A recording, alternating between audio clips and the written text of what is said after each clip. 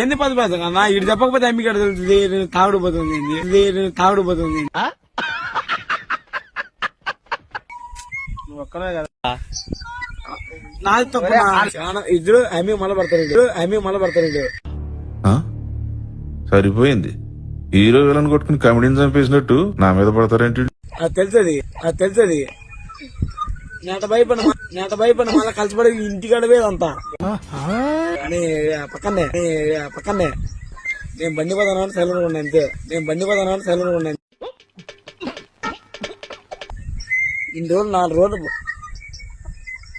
ఇప్పుడు ఎన్ని రోజులు ఉంటే వీళ్ళకి ఫోన్ చేసిన ఆ రోజు బాత్రూమ్ పోయి అడిగిన